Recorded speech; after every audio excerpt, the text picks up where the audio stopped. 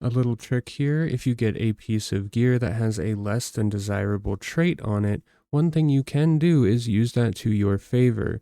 You can feed all of these extremely inexpensive traits into a piece of gear just to up the blessing, making your more expensive ones much more efficient when it comes to spending Lucent.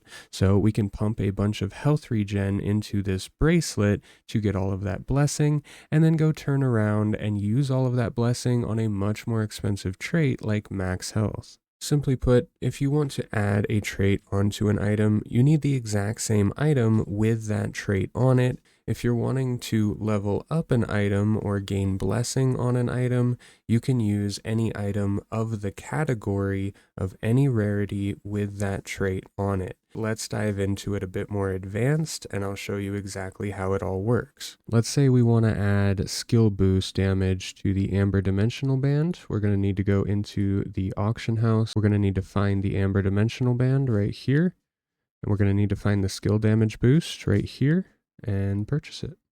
Now we go into equipment chanting, traits, we click on our Amber Dimensional Band, and we can add this trait right here, the skill damage boost for only 75,000 Solent. It's a guaranteed, and it will happen. There you go. Now we have buff duration and skill damage boost 20 on the Dimensional Band. On any item, we can also click this lock right here on the trait list, and we can selectively unlock a trait that we wish using 50 trait unlock stones. Now this isn't always going to be 50, it's going to go up or down depending on the piece of gear you're attempting to do this to.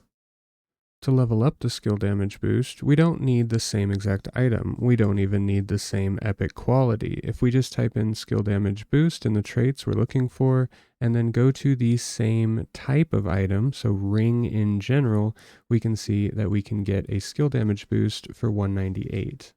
Going back into traits, selecting our ring that we want to boost it up on, we see skill damage boost 20. This ring will work for it. Now, depending on the blessing you have, this is where the gotcha system comes into effect. If you're trying to pump a blue into a purple, you only have a 10% chance that it's going to actually up it. The other 90% means it's just going to be dumped into blessing. Now, it takes a lot of blessing to up that chance. You can see with 480 blessing, we do have the plus 90%. So roughly 440 to 480 is going to give you that 100% blue into purple. You can see in this case, it used up 450 blessing, leaving me with 30.